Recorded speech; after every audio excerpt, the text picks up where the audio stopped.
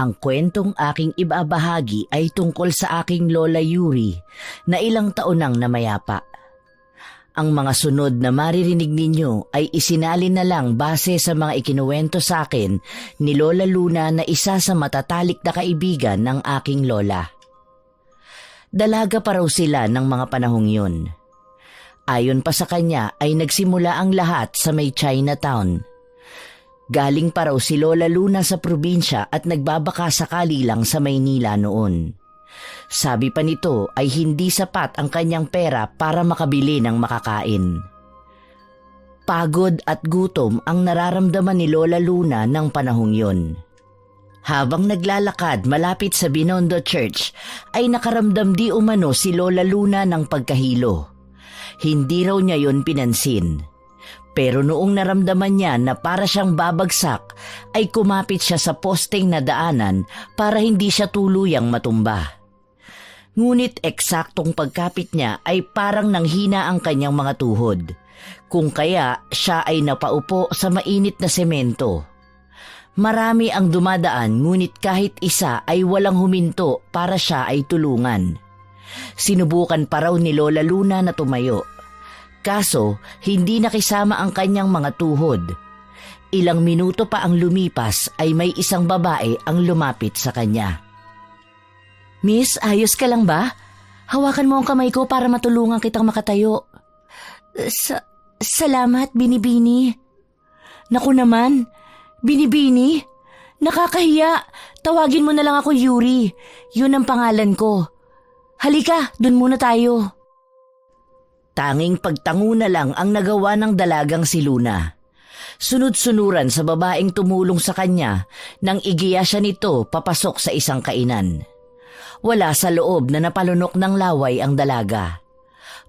Pagpasok sa loob ay pinaupo siya nito sa isang upuan. Paglapat ng kanyang pag-upo ay bigla na lang siyang iniwan ng babae. Sinundan niya ito ng tanaw. Nakita niyang lumapit ang babae sa isang malaking lalagyanan ng tubig at kumuha ng tubig doon. Nang mapuno na ang baso ay naglakad na muli ito palapit sa kanya. "Uminom ka muna. Ano bang nangyari sa'yo at nakasalampa ka sa gitna ng initan?" "Salamat. Nakaramdam kasi ako ng pagkahilo kaya kumapit ako sa poste. Kaso nanghina naman ang tuhod ko kaya napaupo ako roon." "Mukhang malayo ang pinanggalingan mo ah.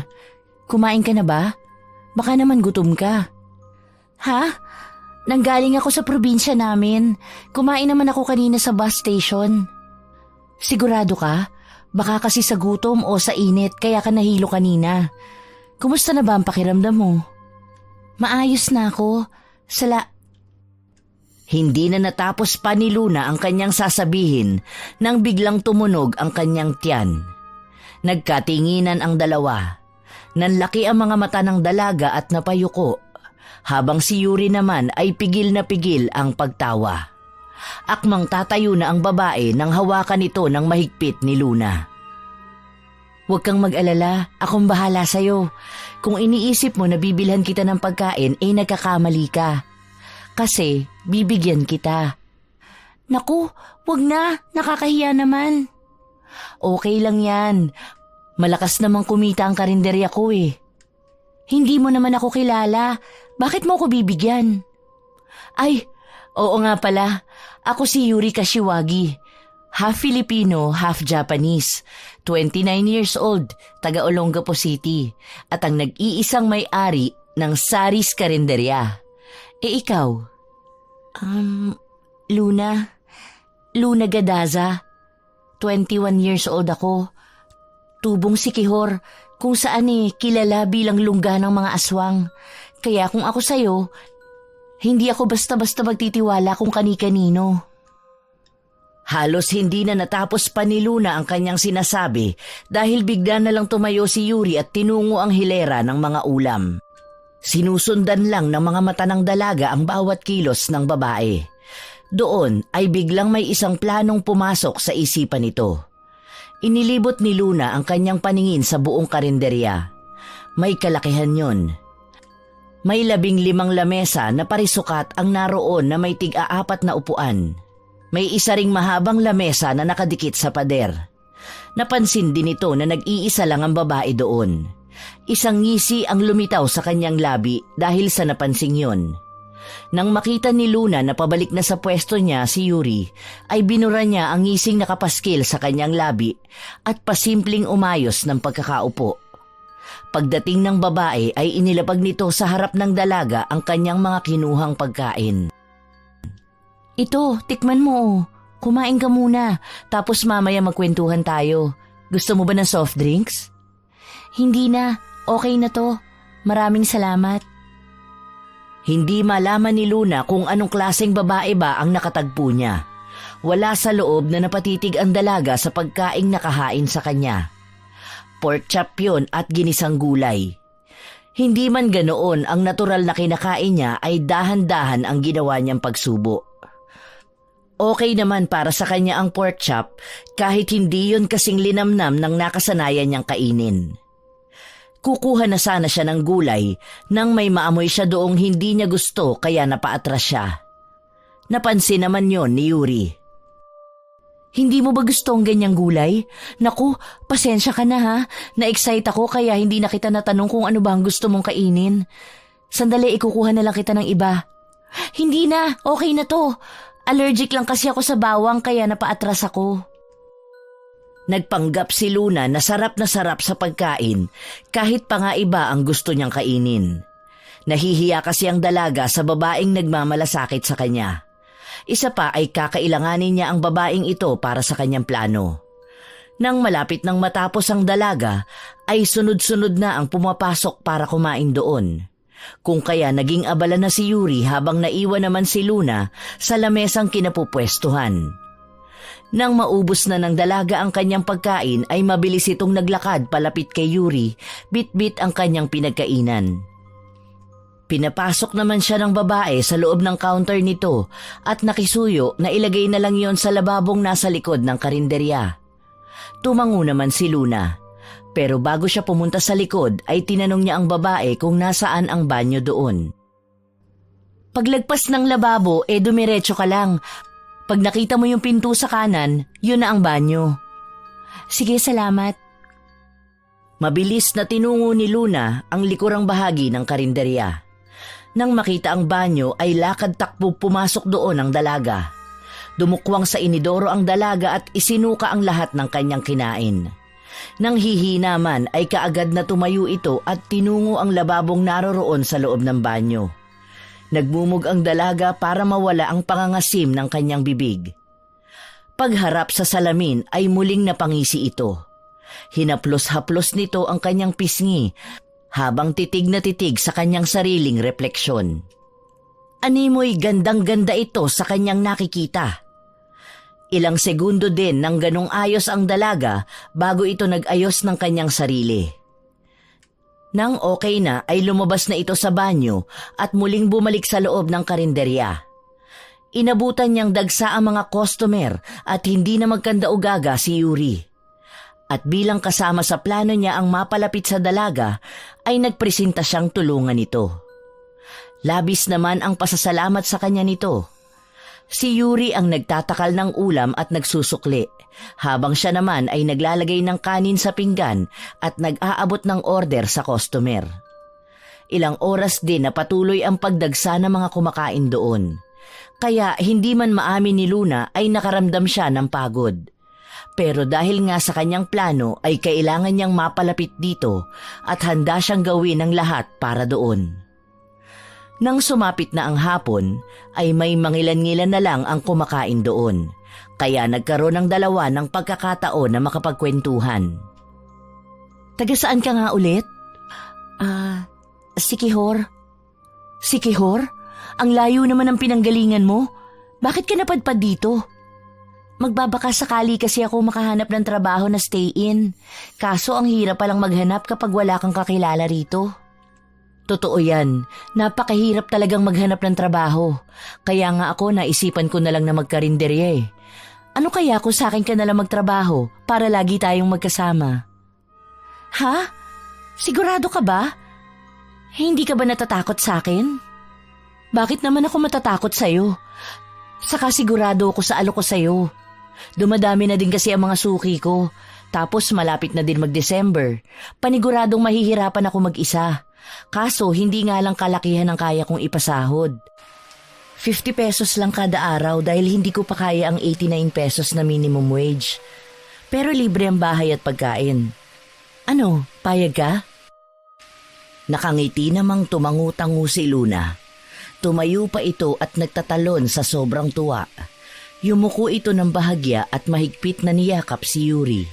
Hanggang sa bitawan nito ang nag-alok sa kanya ng trabaho ay wala pa rin siyang tigil sa pagpapasalamat dito.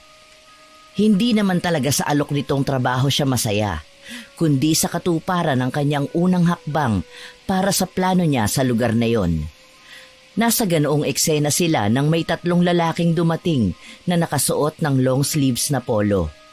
Ang 2 naunang pumasok ay magkamukhang magkamukha, habang ang isa naman ay nakasuot pa ng itim na salamin sa mata at mayabang na naglalakad palapit sa isang upuan. At bilang bagong tagasilbi sa karinderya ay naunang tumungo sa likod ng counter si Luna. Kasunod nito ang may-ari na babae. Isa sa magkamukha ang lumapit sa 2 babae. Napansin ng dalagang si Luna na kakaiba ang tingin nito sa babaeng katabi niya. Hi, Miss Beautiful. Namiss mo ba ako? Hay naku, Robbie. Huwag mo sirain ang araw ko. Ano na namang masamang hangin na nagdala sa'yo rito? Grabe ka naman, darling. Ang sakit, ha? Remind ko lang sa'yo na ang kinatitiri ka ng karinderya mo ay pagmamay-ari ng pamilya ko. Hoy, Kupal. Tigil-tigilan mo nga ang best friend ko. Wala ka na naman magawang maganda sa buhay mo. Naku, ako na nagsasabi sa'yo na wala kang pag-asa kay Yuri. Sa yabang mo na yan, negative ka, tol. Kakambal mo kaya ako. Ano man lang na pabanguin mo ako sa kaibigan mo at hindi yung sinisiraan mo pa ako. Bakit? May hindi pa ba nakakaalam na matagal ka ng sira? Lalo na sa best friend ko? Huy, tama na yan. Ano bang order nyo? Pasalamat ka, best friend. 3 pansit canton overload at 3 wonton soup. Anong drinks nyo? Isang iced coffee at 2 coke. Okay, sandali lang ha. Pagkasabi nun ni Yuri ay umalis na ang 2 lalaki sa counter. Inabala na lang ni Luna ang sarili sa pagtulong sa babae na maihanda ang order ng mga ito. Pero muling napalingon ng dalaga sa 2 lalaki nang marinig niyang nagtatalo pa rin ang mga ito. Hila-hila sa kwelyo nang tumawag kay Yuri na best friend ang mahangin na kakambal nito. Napapailing na lang ang dalaga bago bumalik sa paghihiwa ng lechong kawali na ilalagay sa ibabaw ng pansit canton. Habang ang may-ari naman ng karinderya ay nagsasandok na ng pansit canton at wonton soup. Nang matapos na nilang maihanda yon ay inutusan ng babae ang dalaga na siya na ang magdala sa mga binata ng kanilang in-order sapagkat gagawin pa nito ang iced coffee na order ni Rusty. Habang naglalakad palapit sa 3 binata na may bitbit na tray, ay wala sa loob na napalingon si Luna doon sa lalaking nangungulit kanina kay Yuri. Napansin niyang pinanonood nito ang bawat kilos ng babae. Alam ni Luna ang ganong klase ng tingin. Alam niya at ramdam niyang punong-puno ang pagnanasa sa mga mata ng lalaki. Kaya nang ilalapag na niya ang pinggan na may lamang pagkain, ay pasimpleng tinabig niya ang siko nitong nakapatong sa lamesa. Ay naku, pasensya na, hindi ko sinasadya. Bago ka lang? Ano ba sa palagay mo, Robbie? Araw-araw tayong nandito at ngayon ko lang din siya nakita. Ano nga palang pangalan mo? Kakakuha lang sa akin ni ate. Galing pa kasi ako ng probinsya. At swerteng nakatagpo ko si Ate Yuri. Siya ang tumulong sa akin. Kaya love na love ko yang si Yuri. Napakabait na, napakaganda pa. Kawawa ka naman, one-sided ang love story nyo. Dahil doon ay mukhang nagkainitan na naman ang kambal. Aalis na sana si Luna para kuhanin ang drinks ng mga ito nang bigla na lang may pumigil sa kanya. Napatingin siya sa kanyang pulsuhan kung nasaan ang kamay ni Austin na pumipigil sa kanyang pag-alis. Mahinang hinila ni Luna ang kanyang kamay pabawi sa pagkakahawak ng lalaki. Ngunit mas hinigpitan lang nito ang pagkakakapit sa pulsuhan niya. Tiningnan nito ng masama ng dalaga. Pero tila walang epekto yon kay Austin. Ngumisi pa ito at kumakagat labi pa.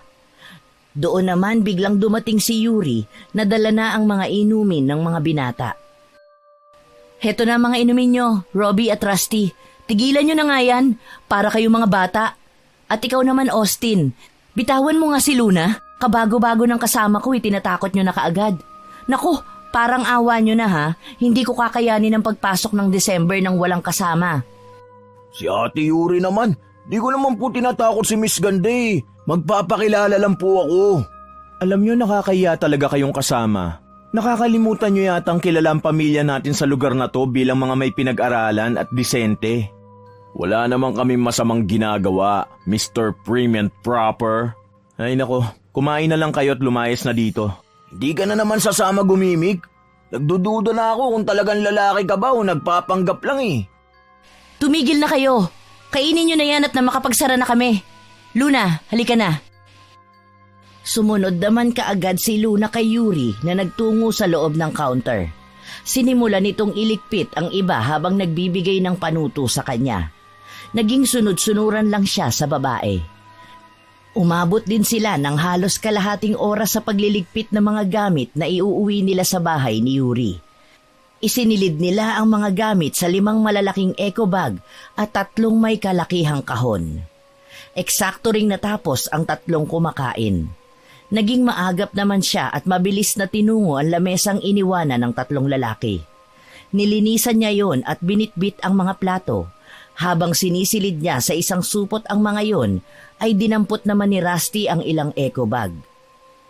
Nagtataka naman siya kung ihahatid ba sila ng mga ito, pero nakita niyang umalis na yung 2 lalaki. Sa muling pagbalik ni Rusty ay kinuha naman ito ang mga kahon na nasa gilid lang ng counter.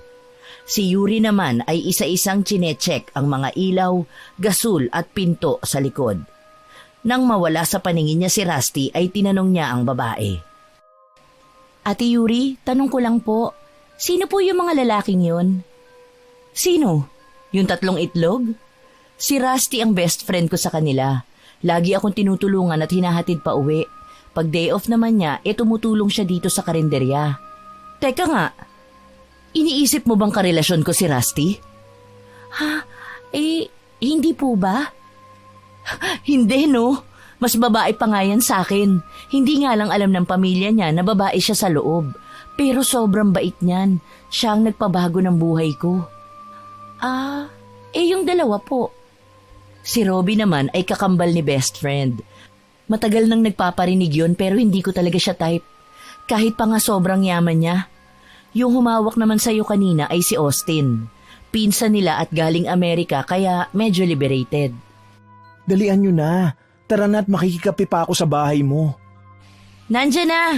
Mukha ka talagang kape. Sakay ng itim na Highlander ay binaybay nila ang daan papunta sa bahay nila Yuri. Napansin ni Luna na nasa likurang upuan na simula nang pasukin nila ang isang barangay ay sumisikip na ang daan. Yung tipong isang sasakyan lang ang kasya at hindi pwede ang may kasalubong.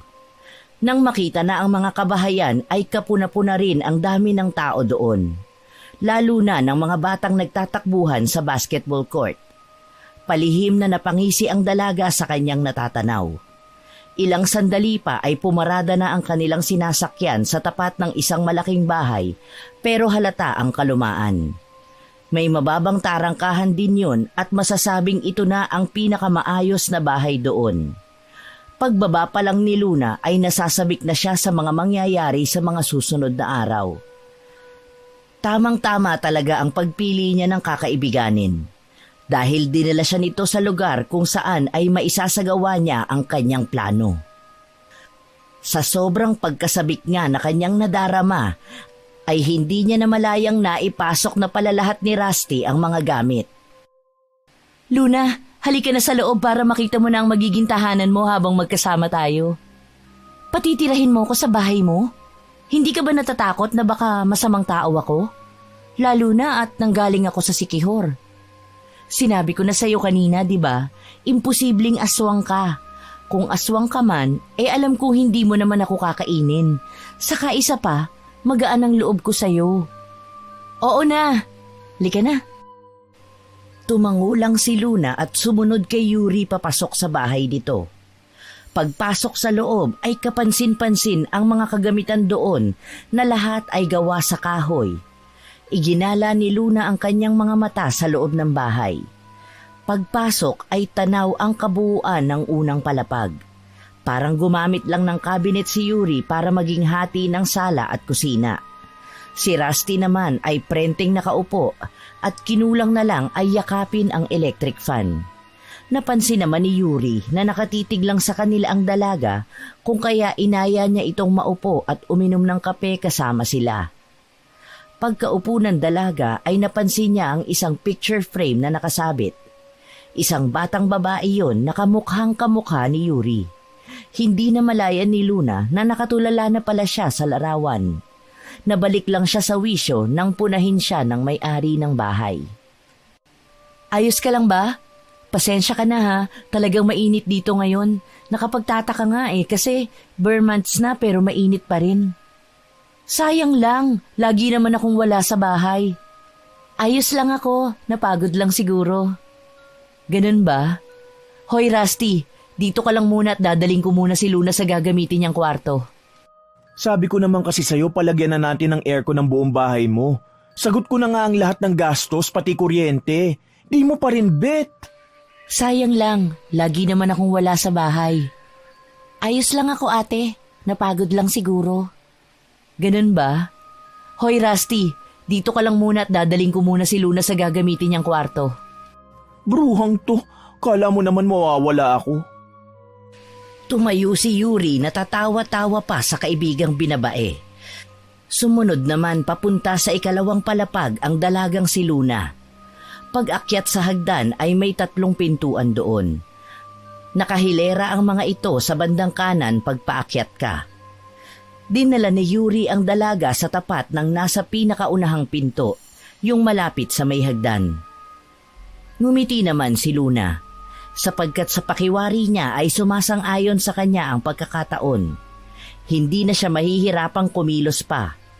Binuksan ng babae ang pinto para maipakita sa kanya ang loob ng silid. Malaki yon at may lagayan pa ng mga damit. May tukador din doon at bangkito na nakapwesto sa paanan ng kama. Ito ang magiging silid mo. Huwag kang mag-alala dahil malinis yan. Araw-araw akong naglilinis sa pagbabaka sakali na may makakasama na ako dito sa bahay. Salamat. Oh, okay ka na dito? Bababa na ako ha, at baka kung ano na namang gawin ni Rusty sa baba. Kung may kailangan ka, puntahan mo lang ako sa sala. Tumangulang si Luna habang nakangiti. Naglakad ang babae pababa. Nakasunod lang ng tingin ang dalaga dito. Nang mawala na sa kanyang paningin si Yuri ay sinara na niya ang pintuan ng kwarto at inilak yun. Lumakad si Luna palapit sa may kalakihang bintana. Binuksan niya yon at tinanaw ang mga bata sa labas na abala sa paglalaro. Napakagat-labi ang dalaga sa kanyang mga napapanood habang nakangisi. Nang magawi ang tingin ng isang batang naglalaro sa kanya, ay mabilis niyang isinara ang bintana at humiga sa kama. Nang sumapit ang 8:00 ay nakarinig ng mahihinang katok ang dalaga. Tumayo siya at binuksan yon. Bumungad sa kanya ang nakangiting mukha ni Yuri. Inaaya siya nitong maglakad-lakad sa labas. Kaagad namang sumang-ayon si Luna. Magandang pagkakataon yon sa kanya para maging pamilyar siya sa lugar.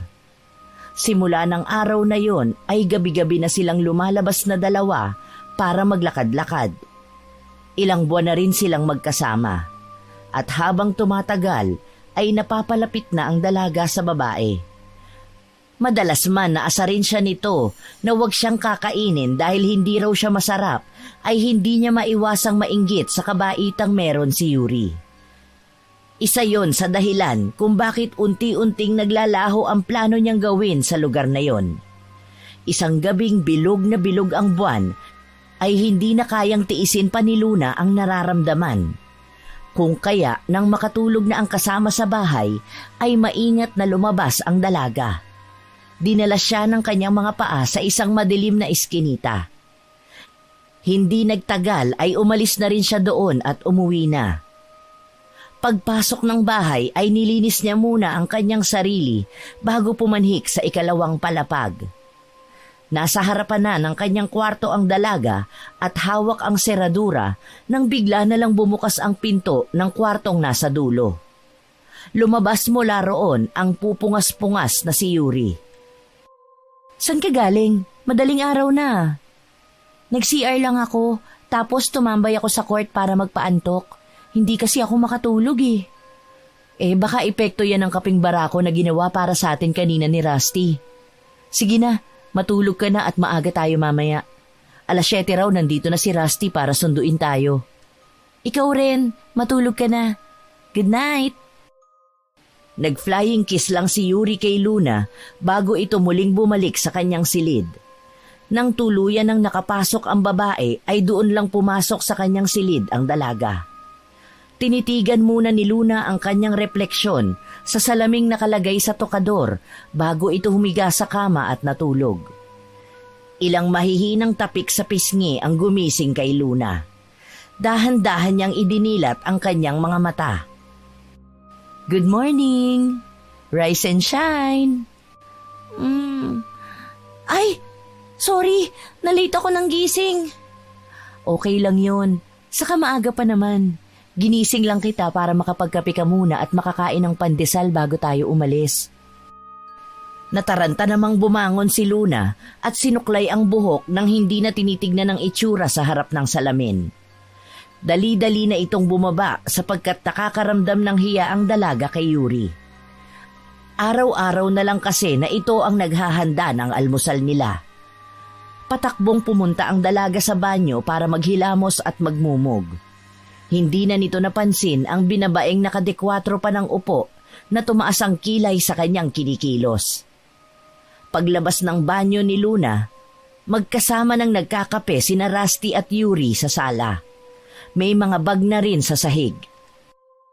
"Babaita, magkape ka na para makabiyahe na tayo." "Kukunin ko lang ang bag ko sa taas." "Naibaba ko na no, kaya halika na dito at magkape ka na. Ilang oras din ang biyahe natin, baka gutumin ka." Pagkatapos mag-almusal ay nagbiyahe na rin ang tatlo patungong Bulacan. Nasa harapang upuan si Yuri, habang sa likurang upuan naman nakapwesto si Luna. Pumapailan lang sa loob ng sasakyan ang Like a Prayer ni Madonna. Sinasabayan pa yun ng magkaibigan na nasa harapan. Napapangiti na lang si Luna sa likuran dahil akala mo ay nagko-concert ang dalawa at siya ang audience. Hindi na niya namalayang nakatulugan na pala niya ang panonood sa mga kaibigan. Nagising na lang siya nang tapikin siya ni Yuri at sabihin nitong nakarating na sila. Bumaba ang dalagang si Luna at inilibot nito ang kanyang paningin sa buong paligid. Mapuno sa bandang kanan at bukiri naman sa bandang kaliwa. Sariwa ang hanging humahaplos sa kanyang balat. Pakiramdam tuloy ng dalaga ay nagbalik siya sa probinsya. "Welcome to our paradise! Sana mag-enjoy kayo sa pagstay dito. Drop it, birthday boy! Nagpapakyut ka na naman kay Luna. Alam mo namang wala kang pag-asa kay Manang Biday. Okay lang, basta kasama ko siya ngayon, masaya na ako. Ikaw, wala ka rin naman pag-asa kay Ate Yuri. Isip bata ka kasi. Kung tinutulungan nyo kaya ako magbuhat ng mga pinamili naming pagkain natin." "Tulungan na kita, best friend." "No way. Ikaw ang reyna ko kaya hindi ko hahayaang magbuhat ka. Hayaan mong mapakinabangan naman ang mga muscles ko." "Ate Yuri, Luna ko, sumunod kayo sa akin para makita niyong ipinahanda kong kwarto nyo. Okay lang naman po sa inyo, Ate Yuri, na magkasama kayo sa kwarto, di ba?" "Mas okay sa akin yun, para mabantayan ko si Luna. Mahirap na, baka kidnapin mo pa eh." "Si Ate Yuri naman, birthday na birthday ko eh." "Joke lang, masyado ka namang mapagpatol."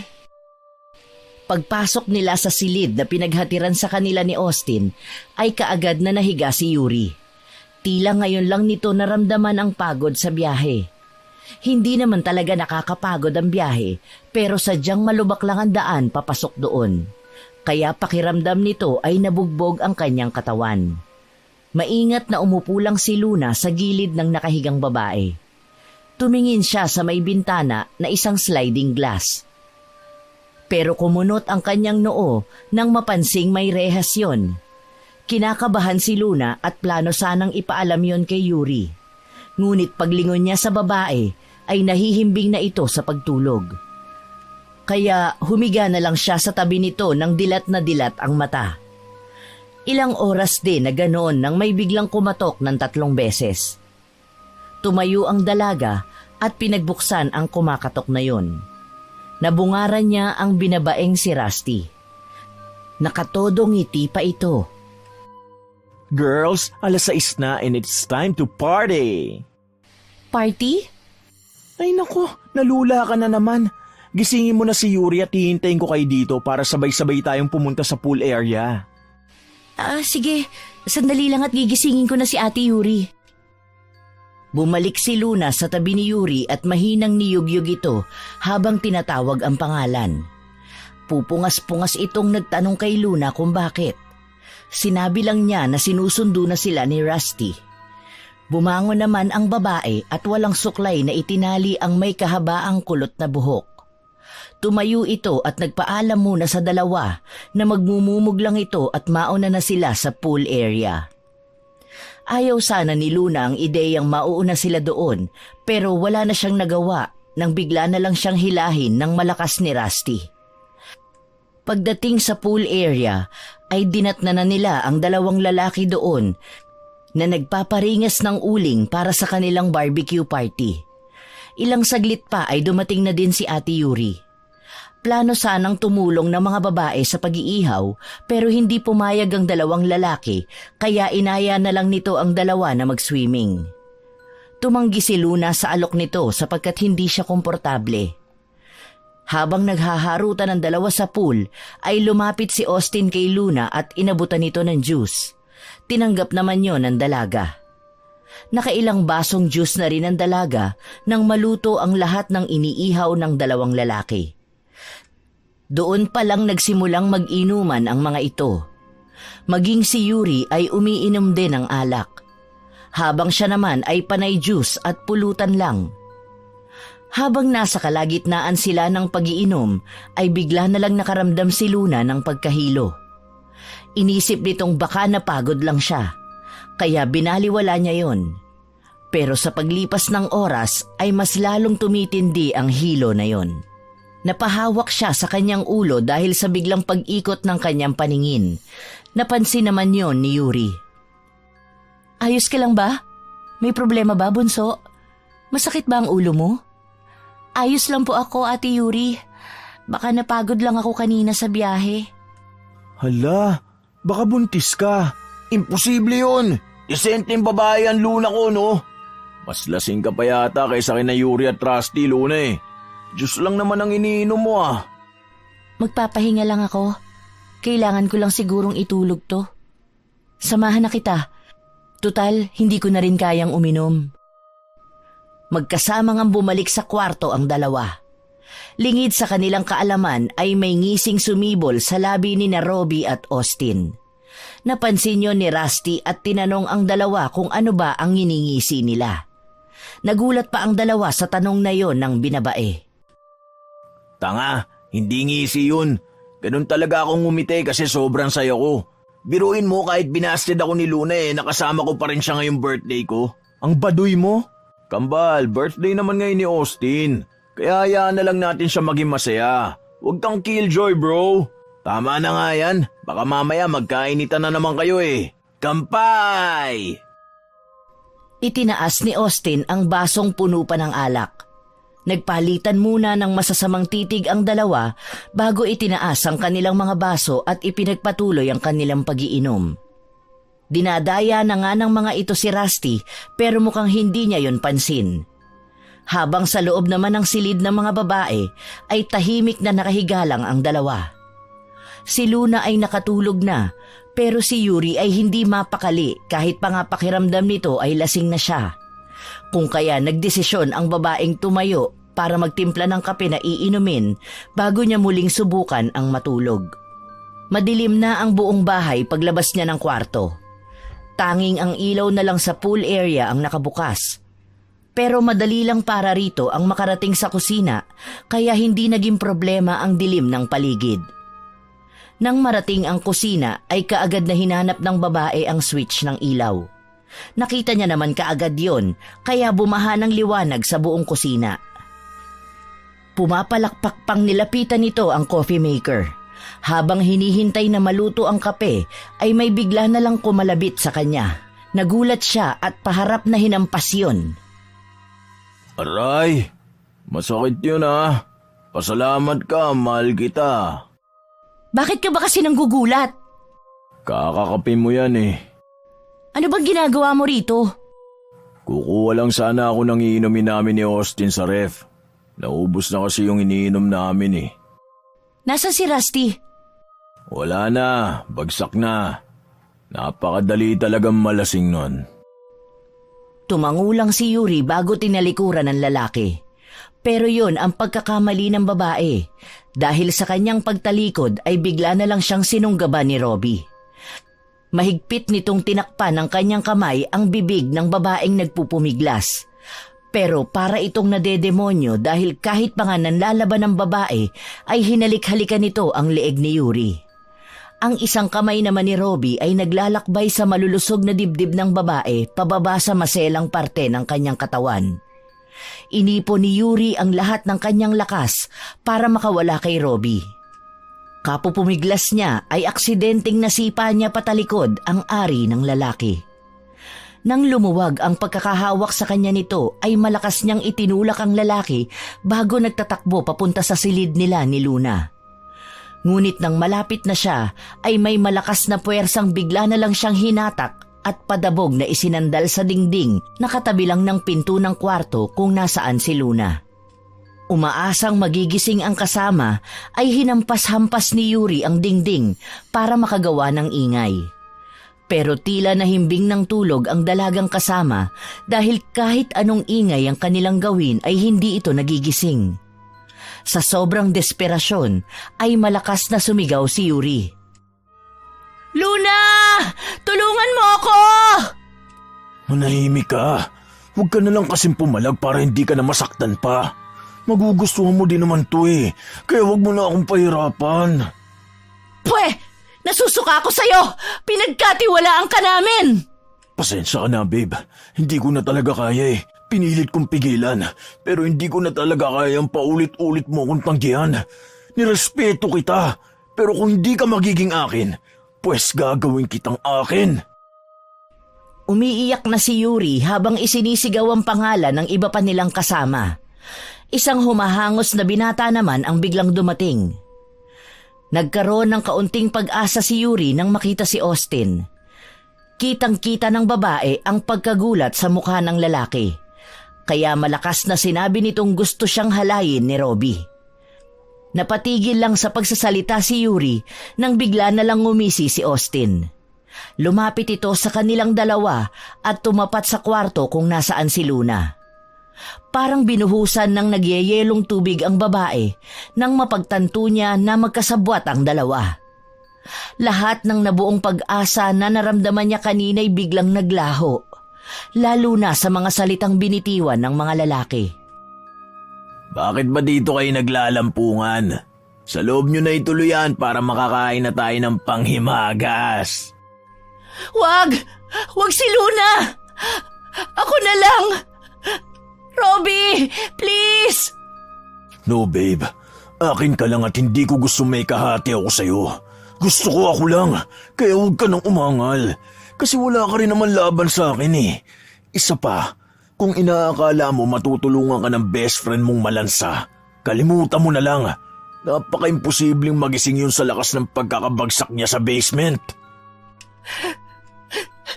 Demonyo ka! Demonyo kayo! Pumailan lang sa buong resort ang tawanan ng dalawang magpinsan na sina Austin at Robbie. Pakaladkad nilang ipinasok ito sa kwarto at saka malakas na itinulak sa tabi ni Luna. Doon naman na alimpungatan ng dalaga. Sinubukan itong gumalaw pero kahit ano pang pilit niya ay para siyang nalantang gulay. Tanging ang kanyang mga mata lang ang kaya niyang maigalaw. Sa kanyang nanlalabong paningin at pandinig ay naulinigan niya ang mga mahihinang hikbi ni Ate Yuri. Habang sa paanan naman ng kanilang higaan ay nakatayo doon ang dalawang lalaki na isa-isang tinatanggal ang kanilang mga damit. Malabo man ay kilala ng dalaga ang mga kilos at boses ng mga ito.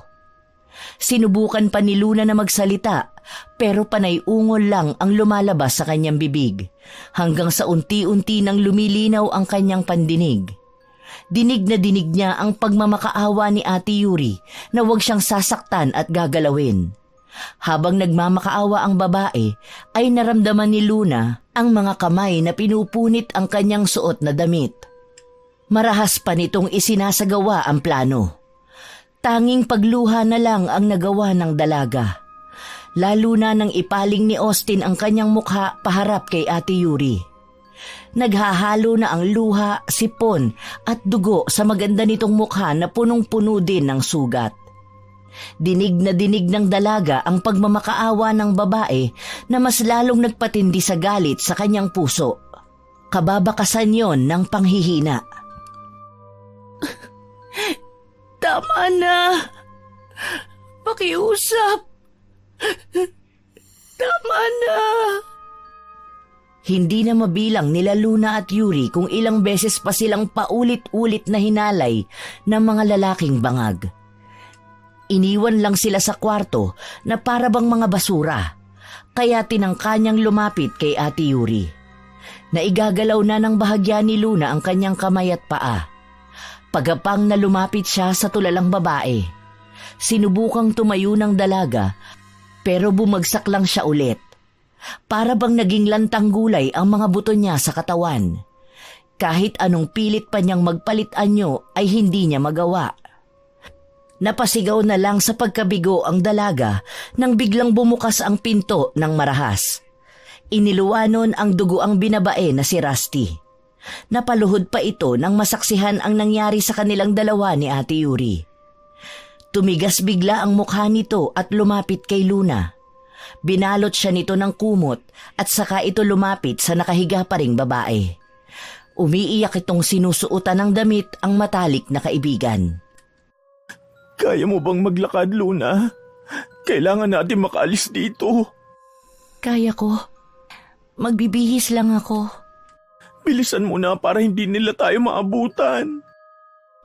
Nang makapagbihis na si Luna, ay binuhat na ni Rusty ang babaeng hanggang ngayon ay tulala pa rin.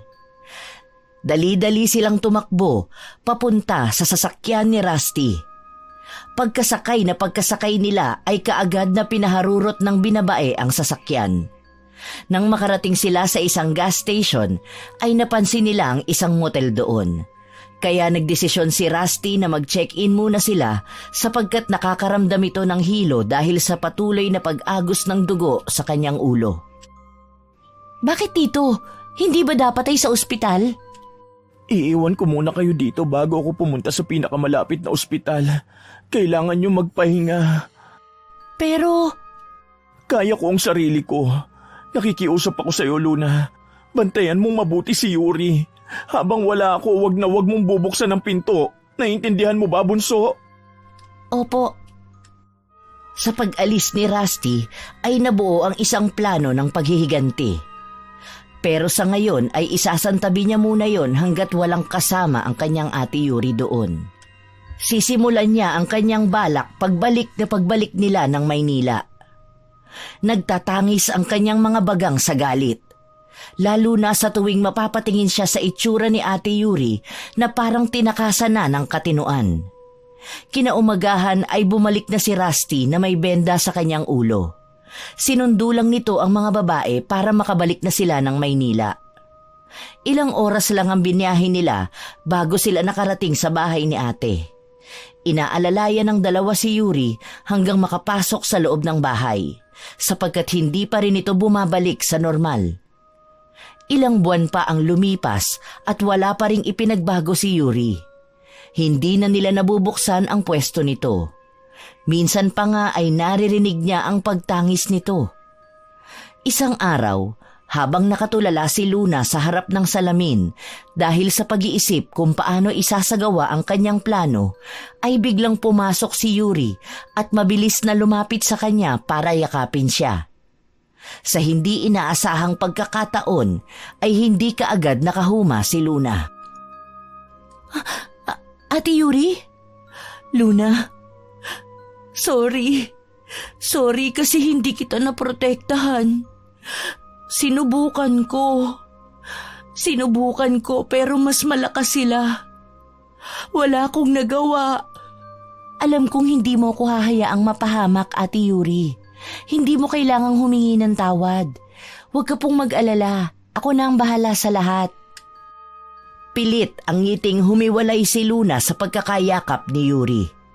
Kaba at takot ang nararamdaman ng dalaga ng mga oras na yon. Lalo na nang dahan-dahang pumipihit paharap sa salamin ang ulo ng babae. Kung kaya bago pa man ito makita ang kanyang refleksyon, ay inaya na lang niya ito sa sala para magmerienda. Tinawagan na din niya kanina si Rusty tungkol sa kinaroroonan ng 2 demonyong bumaboy sa kanila. Pero hanggang ngayon ay wala pa ring nakakaalam sa kinaroroonan ng mga ito. Yon ang dahilan kung bakit siya nakatulala kanina sa harapan ng salamin. Sabay na bumaba sina Yuri at Luna. Nang marating nila ang sala ay pinaupo lang ng dalaga ang kanyang ate bago tinungo ang kusina. Plano niyang ipagluto ito ng mashed potato na may mushroom gravy. Habang abala ang dalaga sa paglilinis ng patatas, ay biglang lumitaw si Rusty na may dalang coffee float at cheese bread na halatang binili pa nito sa isang tindahan sa mall. Bagamat pinsan at kakambal nito ang mga hayop na sumalbahe sa kanila, ay wala siyang maramdamang galit dito. Lalo na nang sabihin nitong hindi ito hihinto hanggat hindi napaparusahan ang mga nang walang hiya sa kanila. Mukhang masarap yan Siyempre, para kay ate to eh. Siya nga pala, Rusty. Salamat sa lahat ng tulong mo sa amin, ha? Lukaret, ako nga dapat magpasalamat sa'yo kasi hindi mo iniiwan ang best friend ko. Alam mo naman kung gaano ako kabisi sa kumpanya ni na Daddy. Malaki ang utang na loob ko kay Ate Yuri. Gagawin ko ang lahat para maging masaya siya. Ay nako, tigilan na nga natin tong drama. Baka masira ang makeup ko. Wala kang make-up. Malamang gutom lang yan. Sige na, balikan mo na si Ate Yuri. Mabilis lang tong niluluto ko. Tinalikuran na ni Luna ang binabae at isinalang na ang patatas sa kalan. Sa kabilang burner naman ay sinalang na rin niya ang sauce na kanina pa niya nagawa. Muli ay lumingon siya sa kanyang likuran at doon ay natagpuan niya si Rusty na naghahalongkat sa refrigerator. Inisip niya na baka naghahanap ito ng malamig na tubig. Babalik na sana ang dalaga sa kanyang niluluto nang makarinig sila ng malakas na kalabog na nagmumula sa sala. Parehas na nataranta ang dalawa at patakbong tinungo ang sala. Doon ay natagpuan nila ang walang malay na si Yuri na nakasadlak sa sahig. Mabilis ang naging kilos ng dalawa. Binuhat ni Rusty ang dalagang walang malay habang si Luna naman ay bumalik sa kusina para patayin ang kalan. Nang makasakay na sa sasakyan si Luna ay pinaandar na yon ni Rusty papuntang ospital. Pagdating sa ospital ay kaagad na inasikaso si Yuri dahil kilala doon ang pamilya ni Rusty. Ilang oras din na nag-antayang magkaibigan bago sila pinapasok ng doktor sa silid na pinaglalagyan sa babae.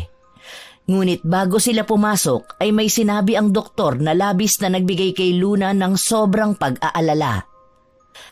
Ilang oras na ang lumipas simula nang nakalabas sa ospital si Yuri at masasabi niyang mas lumala ang depresyon nito. Hindi na ito nakakakain kung hindi mo susubuan. Para bang unti-unti nitong pinapatay ang sarili. Wala pa rin bang gana si Yuri? Wala talaga eh. Oo nga pala, ano pala yung sinasabi mong importanteng impormasyong nakuha mo? Alam na namin kung saan nagtatago si Austin. Talaga? Saan? Sa Pateros. Nakita siya sa sabungan ng kakilala ni Daddy. Malapit yun na makuha ang hustisya. Konting kapit na lang. Napangiti si Luna sa sinabi ni Rusty. Hindi dahil sa mahuhuli na si Austin, kundi alam na niya kung saan pupuntahan ang lalaking demonyo na mas demonyo pa sa kanya. Oo nga pala, pwede ka ba mamayang gabi? May lalakarin kasi ako eh. Ayoko namang iwanan mag-isa si Ate Yuri. Bakit? Saan ang gala mo? May bibilin lang ako sa night market. Okay, basta mag-iingat ka ha. Pagsapit ng 7:00 ay lumabas na si Luna. Bit-bit ang may kaliitang bag na naglalaman ng kanyang gagamitin para mamaya. 3 sakay pa ng jeep ang ginawa ng dalaga bago narating ang sabungan ng Pateros. Doon niya aabangan si Austin. Ilang oras ding nakatayo si Luna sa tapat ng sabungan nang maamoy niya si Austin. Hinanap niya ang pinanggagalingan nun. At nang makita niya ito ay kaagad na sinundan niya ang naglalakad na lalaki. Ilang kanto rin ang layo sa sabungan nang magdesisyon si Luna na tawagin ang lalaki at saka ito nilapitan at niyakap. Austin! Luna, my loves! Bakit hindi mo ko hinanap? Alam mo bang hinahanap-hanap kita? Talaga? Siguro nasarapan ka sa ginawa ko, no? Na-miss mo ba ako at ang alaga ko? Sa'yo ko lang naramdaman ng ganong pakiramdam. Hinahanap-hanap ng katawan ko ang mga haplos mo. At tungkol dun sa ginawa mo, parang gusto kong ulitin natin. Ha? Talaga? Halika, pasok ka. Sa loob na natin pag-usapan yan, Na-miss talaga kita, my loves. Yan ba ang bahay nyo? Wala ka bang kasama dyan? Oo, bahay ko to at wala akong kasama. Kaya masusolo natin ang buong bahay. Hinatak ni Austin si Luna papasok. Lingid sa kaalaman ng lalaki ay nahulog na ito sa bitag ng dalagang ngising-ngisi. Nang makapasok na sila sa bahay ay kaagad na hinalikan ni Austin si Luna sa kanyang mga labi. Gumanti rin naman ng mainit na halik ang dalaga. Nang kapwa na sila hinihingal ay lumayo muna si Austin at sinabing maghahanda muna siya ng kanilang kakainin para may lakas sila sa bakbakan mamaya. Biniro pa ito ng dalaga at sinabing kumain siya ng marami dahil uubusin niya ang lakas nito. Tatawa-tawa pa ang lalaki habang naglalakad papuntang kusina. Patawad, Ate Yuri, pero itong hustisya para sa akin. Ilang sandali pa ay may bitbit ng pagkaing fried chicken at kanin si Austin. Pinagsaluhan nila yon, pero hindi masyadong kumain si Luna. Nang maubos na nila ang pagkain ay nagpaalam si Austin na maninigarilyo lang sandali sa labas. Tumangulang ang dalaga.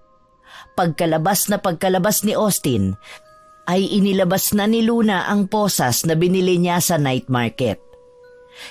Hinubad niya ang kanyang suot na blusa at paldang mahaba.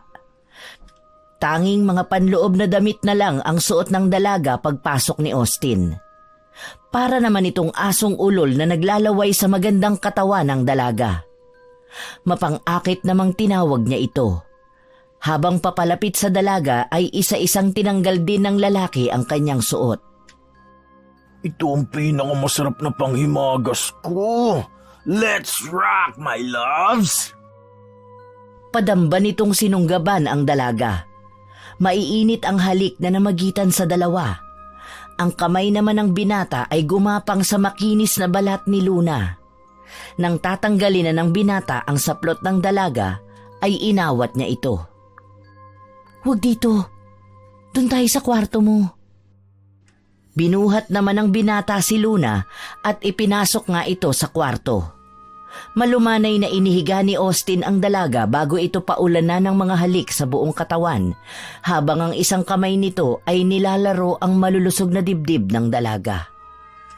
Nang maglakbay ang kamay ng lalaki papunta sa pagkababae ni Luna, ay bigla itong itinulak ng dalaga pahiga at saka siya pumatong. Nagkapalit sila ng pwesto. Napangisi naman ang lalaki sa pinapakitang agresyon ng babae. Hinalikan siya ng babae bago nito itinaas ang kamay ni Austin at kinabit ang isa sa 2 posas na daladala niya. Ang nakapikit na mata ng lalaki ay biglang dumilat. Pagkatapos nun ay ang isa namang kamay ng lalaki. Umalis si Luna sa ibabaw ni Austin. Napaangat ang ulo ng lalaki dahil doon. Relax. Alam kong magugustuhan mo ito. Ngayon ko lang nalaman ng wild pa lang my loves ko. Sisiguraduhin kong mararating mo ang langit. Mapang-akit na itinaas ni Luna ang panyong pangpiring na dala niya at itinakip yon sa mga mata ng lalaki. Mas lalo namang nanabik si Austin nang maramdaman niyang hinuhubad na ni Luna ang kanyang briefs. Halos tumirik ang mata ng lalaki nang maramdaman niya ang labi ng dalaga sa kanyang naghuhumindig na pagkalalaki. Masarap ba? Oh, yeah. My loves. Yes. Yes, ang galing mo. Sige po. Mas lalo namang ginanahan ng lalaki nang isubo ng buo ng dalaga ang kanyang pagkalalaki. Pero panandalian lang yon dahil kakaibang sakit ang naramdaman niya nang bigla na lang yung kagatin ni Luna. Halos mamilipit si Austin sa sobrang sakit ng kanyang ari. Masarap ba? Tarantado ka! Ano ginawa mo? Putya, ang sakit! Kulang pa yan. Nagsisimula pa lang tayo. Isang malakas na atungal ng hayop ang maririnig sa loob ng kwartong kinalalagyan ng dalawa. Takot naman na nagtatanong si Austin kung ano ang naririnig na yon. Pero tanging mga angil ng mabangis na hayop lang ang naririnig nitong sagot. Kinabahan ang lalaki, kaya pilit nitong hinihila ang kanyang mga kamay na nakaposas sa headboard ng kama. Panay-mura na lang ang lumalabas sa bibig ni Austin nang biglang tanggalin ni Luna ang takip sa mata nito. Halos magkulay suka ito nang makita ang duguang bibig ni Luna habang may nginunguya ito. Wala sa loob na napatingin ang lalaki sa kanyang sandata. Halos panawan siya ng ulirat nang makitang may sumisirit na dugo sa pagitan ng kanyang mga hita. Bago muling lumingon kay Luna na ngayon ay magulo na ang buhok at may mahahaba ng kuko at pangil. Kulubot na rin ang kaninang makinis nitong balat. Mapait ang laman mo! Pwe! Ihanda mo na ang sarili mo dahil ako ang magdadala sa iyo sa impyerno! Doon! Doon ka na babagay! Ah! Halimaw! Kahit sumigaw ka pa, sisiguraduhin kong mararamdaman mo ang lahat ng sakit na idinulot niyo sa amin ni Yuri. Alin kaya ang sunod kong kakainin? Alam ko na. Ano kaya kung unahin natin ang mga kamay mo? Tutal, masyadong makasalanan ang mga kamay na yan. Dahan-dahan ngang kinagat ni Luna ang daliri nito. Wala naman ibang magawa si Austin kundi ang humiyaw sa sobrang sakit ng pagkapunit ng kanyang kalamnan. Ilang oras pa ang lumipas at naubos na ni Luna ang dalawang kamay ni Austin. Tulalang umiiyak na lang si Austin dahil namaos na ito sa kakasigaw. Nanghihina na rin ito at namumutla na.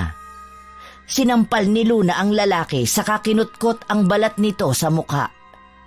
Nagkikisay ang lalaki sa sobrang sakit na nararamdaman nito. Hindi pa nakontento si Luna. Hiniwa-hiwa nito ang laman sa hita ng lalaki sa pamamagitan ng kuko nito.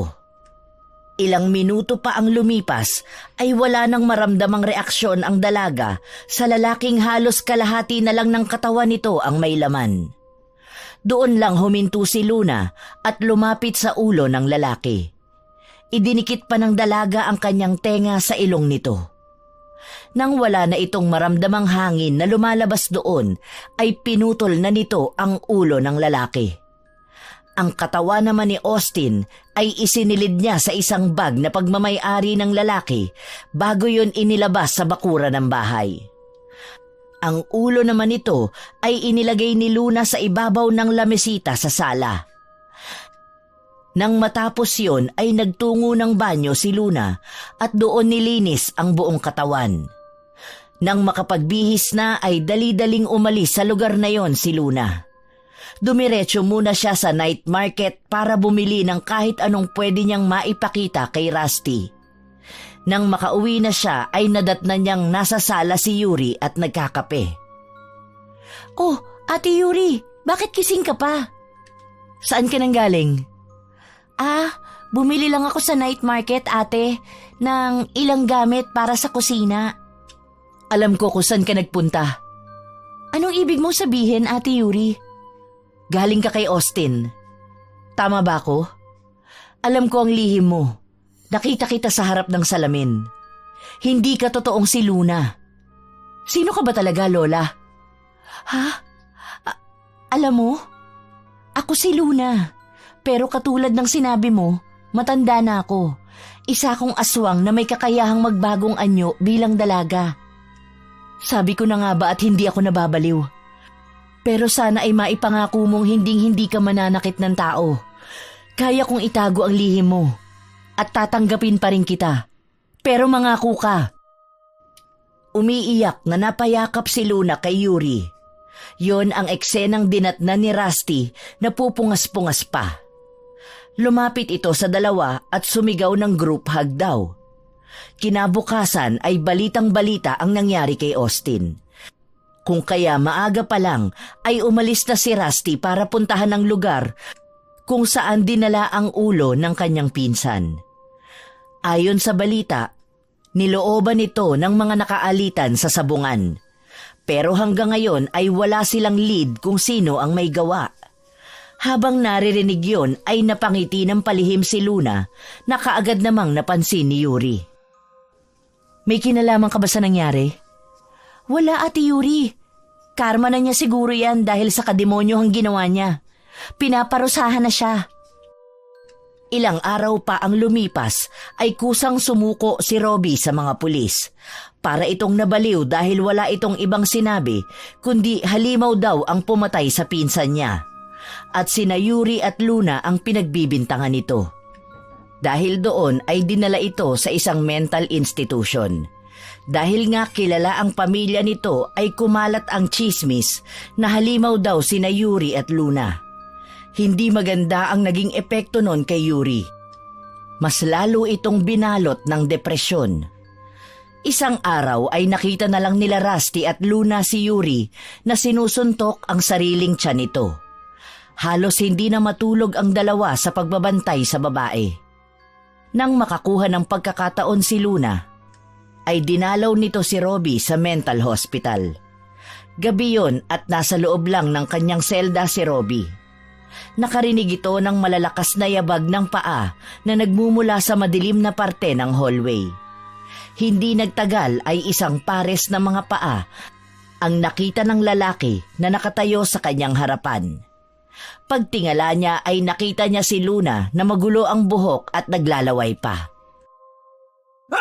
Halimaw! Halimaw! Nagsisigaw si Robbie kung kaya nakatawag yun ng pansin sa mga nurse na naroon. Mabilis namang tumalilis si Luna. May ngiting bumalik sa bahay si Luna, pero nagulat siya nang madatnan doon si Rusty na umiiyak. Nilapitan niya ito at tinanong kung ano ang nangyari. Niyakap siya nito bago nagsalita. Si Ate Yuri mo. Iniwan niya na tayo. "Ate Yuri? Anong nangyari? Paanong iniwan tayo? Umuwi sa probinsya nila?" Hindi. Patay na siya. Dinatnan ko siyang nakabulagta sa kusina. Bumubula ang kanyang bibig. Uminom siya ng insecticide. Nagmadali akong pumunta dito kasi tumawag siya sa akin. Sabi niya hindi niya napapayagang mabuhay ang bata sa sinapupunan niya para mawala ng anak ng demonyo. Akala ko nung una nagtatangka lang siya magpalaglag. Pero hindi ko inakalang ganito. Hindi! Hindi totoo yan! Hindi magagawa yun ni Ate Yuri! Panay iyak na lang ang nagawa ng dalawa. Magkayakap at nagdadamayan. Pero iba ang isip ni Luna. Ang galit na nararamdaman niya noon kila Robbie ay mas nadagdagan pa. Isang plano na naman ang nabuo sa kanyang isip. Pero sa ngayon ay kailangan niya munang asikasuhin ang kanyang ate Yuri. Nagdadalamhati man ay magkasamang nag-asikaso ang dalawa para sa burol ni Yuri. Tinawagan na din ng binabae ang pamilya ng matalik na kaibigan. Pero dahil sa may sakit na ang mga magulang ng babae, ay walang makakapunta sa mga ito. Kaya nag-usap na lang sina Rusty at Luna na dadalhin na lang ng binabae ang abo ni Yuri sa kanyang pamilya. Habang si Luna naman ang bahala sa negosyong naiwan ito. Napagkasunduan nilang ipagpapatuloy ang karinderya ng babae at magpapadala na lamang sa pamilya nito. Lalo na at may maliit pa pala itong anak na babae. Ilang araw lang din nilang binurol si Yuri bago nila ito pinakremate. Kung kaya, naiwan na namang mag-isa si Luna. Naghahanda para sa paghihiganti sa lalaking naging dahilan ng pagpapakamatay ng kanyang ate Yuri. Isang madaling araw ay nagpuntang muli si Luna sa mental hospital. Sa muling pagdalaw nito ay hindi na siya nagbagong anyo para hindi matakot si Robbie. Dinatnan niya itong nakatalikod kaya hindi siya kaagad nakita nito. Robbie! Robbie! Luna? Anong... paanong... Huwag ka na magtanong. Kailangan mo makatakas dito. Kailangan ka ni Ate Yuri. Kailangan ka nila ng iyong magiging anak. Anak? Si Yuri? Oo, magkakaanak na kayo ni Ate Yuri. Kaya kailangan mo makalabas ngayon din para mabuo na ang pamilya nyo. Ikaw, si Ate Yuri at si Baby. Paano ako makakalabas dito? Napakahigpit nila. Ako ang bahala. Gamit ang susing kinuha ni Luna sa isang nurse na kanyang pinatay, ay binuksan niya ang selda ni Robbie. Para namang batang nagtatalon sa tuwa ang lalaki. Inawat lang ito ni Luna at sinabihang huwag maingay para hindi sila mahuli. Halos 1 oras din bago sila nakalabas sa malaking ospital. Magkasamang nagtatakbo ang dalawa sa mapunong bahagi ng lugar na yon. Nang makaramdam ng pagod si Robbie ay panandalian itong huminto. Malayo pa ba? Pagod na ako eh. Malayo pa tayo. Pag huminto tayo, paniguradong hindi na natin maaabutan si Ate Yuri. Wala namang nagawa si Robbie kundi ang tumuloy sa pagtakbo kasama ni Luna. Nang makarating sila sa isang talon ay sinabi ni Luna na magpahinga muna sila. Sumang-ayon naman si Robbie. Umupo ito sa tabi ng isang punong malapit sa talon. Pasipol-sipol pa nga ang lalaki. Lingid sa kanyang kaalaman ay naghihintay lang ng kabilugan ng buwan ang dalagang kasama niya. Ilang oras pa lang silang naroon nang makaidlip si Robbie. Hindi na tuloy niya nakitang nagbagong anyo si Luna.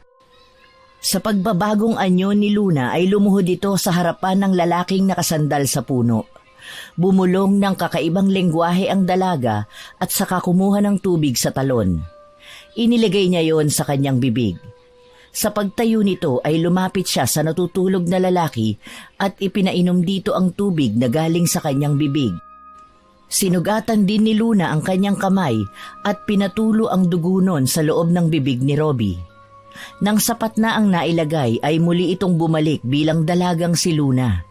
Saka nito ginising si Robbie na napaubo pa dahil pakiramdam nito ay may nalunok siya ng biglaan. Nagpatuloy sila sa kanilang paglalakbay. Nang makita na nila ang kalsada ay eksaktong may dumaang taxi. Sumakay sila roon at nagpahatid sa lugar nila Ate Yuri.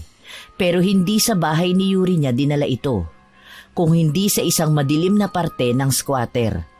Yung lugar na maraming mga adik na iniiwasan ng mga taga roon. Asan si Yuri? Nandito ba siya? Oo, nandun siya sa bahay na yun. Turo ni Luna sa pasugalan ng mga adik doon. Nagtatakbong pumasok doon si Robbie, habang si Luna ay nasa labas lang habang nakangisi at naghihintay sa magaganap. Ilang minuto pa ang lumipas ay isang malakas at nakakatakot na atungal ang maririnig mula sa bahay na pinasok ni Robbie. Nagkagulo na rin doon at panayhiyawan at putok ng baril ang maririnig sa paligid. Nang mapansin ni Luna na dumadami na ang tao ay tumalilis na siya at umuwi na sa bahay. Hanggang doon ay dinig na dinig niya ang mga sigawan at pagkakagulo. Nag-aalulungan din ang mga alagang aso ng mga taga roon. Hihiga na sana si Luna nang mamataan niya ang sasakyan ni Rusty na patungo doon. Patakbong bumaba siya ng hagdan para salubungin ito. Pagbaba ng binabae ay hindi ito kaagad nagpunta sa harapan ng bahay kundi sa passenger seat. Nang buksan yon ni Rusty ay may isang batang babae doon na nakatitig kay Luna na nakatayo na sa harap ng pinto. Binuhat yon ng binabae at saka lumapit sa dalaga. "Pasok kayo. Anong nangyari, Rusty?" Hindi na raw nila kayang alagaan si Sari kaya dinala ko na. Ayos lang ba kung magkatulong natin siyang palakihin? Napakagandang bata. Siya ang anak ni Ate Yuri sa probinsya? Oo, kaso nang malaman niyang wala na ang kanyang mama ay hindi na siya nagsalita. Hi, Sari. Ako ang tita Luna mo. Ako na ang mag-aalaga sa'yo. Tumingin lang ito kay Luna na naging dahilan para mapaluha ang dalaga. Sa paraan ng pagkakatitig nito ay muling naalala ng dalaga ang unang araw ng kanilang pagkikita ni Ate Yuri niya. Wala sa loob na napayakap siya ng mahigpit sa bata habang hilam ng luha. Nang gabing yon ay doon na rin natulog si Rusty.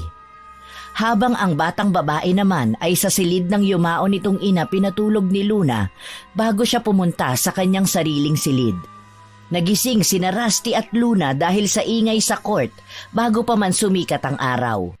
Halos sabay pang nagbukas ang dalawa ng pinto para bumaba at silipin kung ano ang kaguluhang nagaganap sa labas. Pagdating nila sa harap ng tarangkahan ay may nakita silang isang lalaking punong-puno ng sugat na nakatali sa isang kawayan. Mababakas ang panghihina nito. Napahagulgol na lang ang katabing binabae ni Luna nang silaba ng mga taong galit na galit ang lalaking sugatan man ay nakilala ng kanyang kakambal. Inalo naman ni Luna ang kaibigang si Rusty kahit pa nga nagdidiwang ang kanyang puso sa kinahinatnan ng lalaki. Sa pagpasok nila ay nadatnan nila ang batang si Sari na nasa paanan ng hagdan. Nilapitan niyo ng dalawa at niyakap. Lumipas ang mga taon at sina Rusty at Luna na ang tumayong mga magulang ng batang si Sari. Masaya man si Luna dahil sa tagumpay niyang paghihiganti ay may lungkot pa rin dahil alam niyang hindi gusto ng kanyang Ate Yuri ang ginawa niya. Malungkot din dahil alam niyang hindi na maibabalik ng paghihiganti ang buhay ng kanyang Ate Yuri. Pinagsisihan na niya ang kanyang mga ginawa at tuluyan ng tinalikuran ng pagiging aswang. Pinili ng maging mabuting tao para sa kanyang mga pinakamamahal na si Ate Yuri at sa anak na si Sari.